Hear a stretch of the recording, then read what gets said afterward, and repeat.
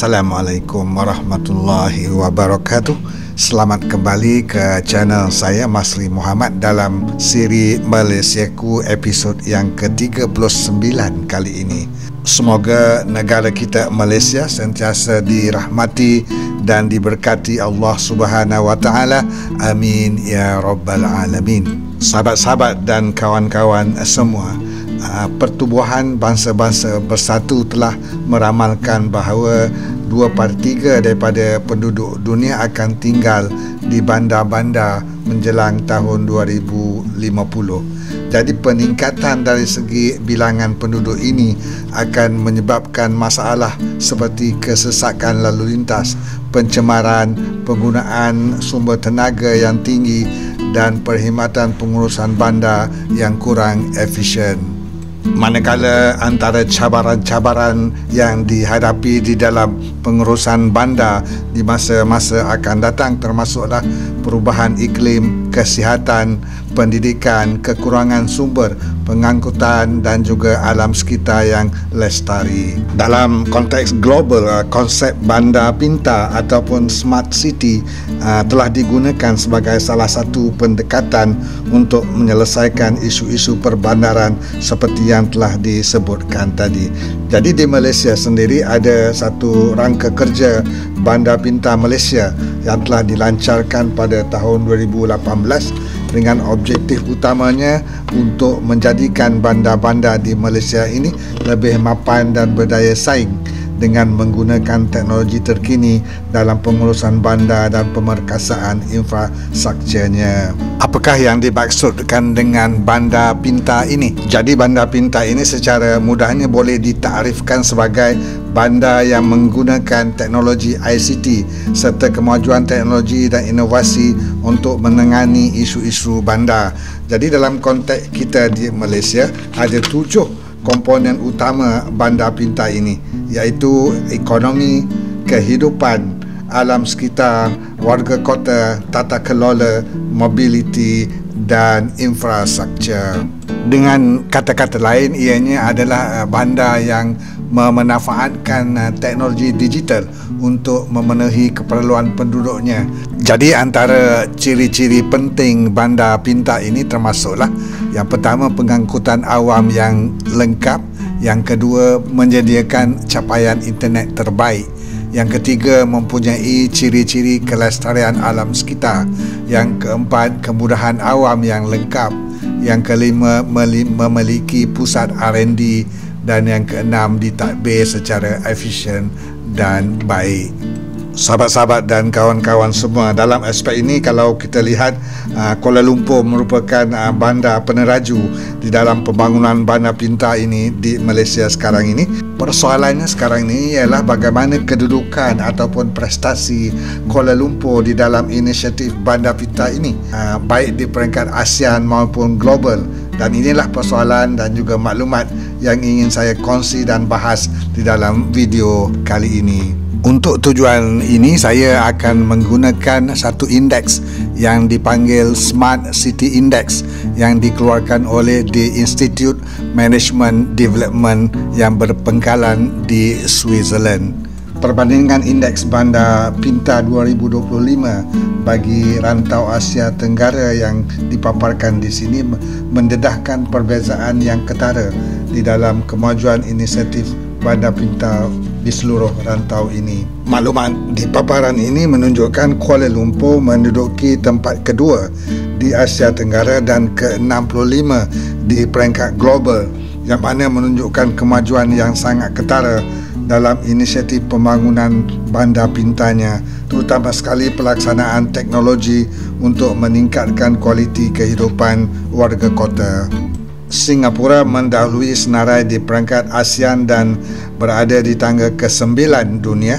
Bangkok dan Hanoi masing-masing berada di kedudukan ke-86 dan 88 ranking dunia. Ibu kota Indonesia pula, Jakarta, berada di kedudukan ke-103 dan manakala Manila pula di tangga ke-125 dunia, menunjukkan masih terdapat ruang yang besar untuk pertumbuhan dalam inisiatif bandar pintarnya. Kemudian itu kalau kita lihat ranking yang sama untuk tahun 2024 yang lalu, Kuala Lumpur berada di ranking yang ke-73.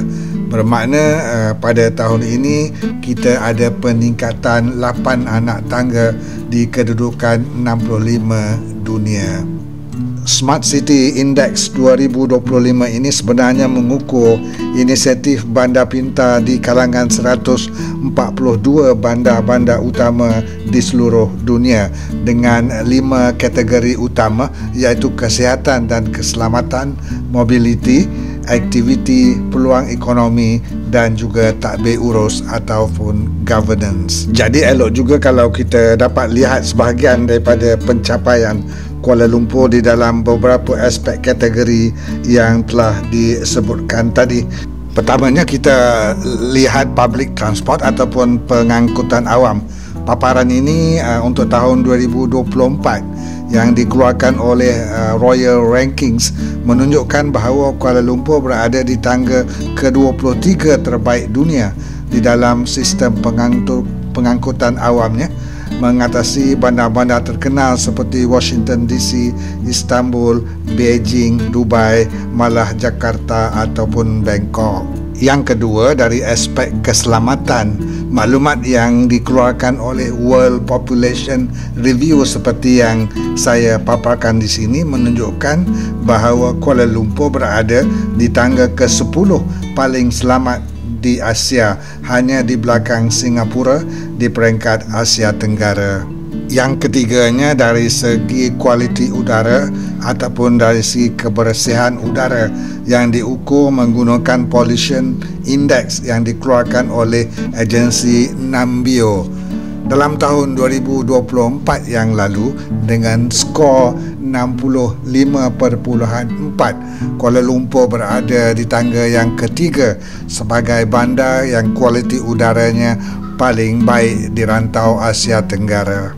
Jadi secara keseluruhannya, menurut laporan daripada Oxford Economics Global Cities Index 2024 yang menilai 1000 bandar di seluruh dunia berdasarkan kepada 5 kategori, iaitu ekonomi, sumber manusia, kualiti hidup, alam sekitar dan tadbir urus, Kuala Lumpur menduduki di tangga kedua di ASEAN di belakang Singapura dan ke-145 indeks terbaik di dunia.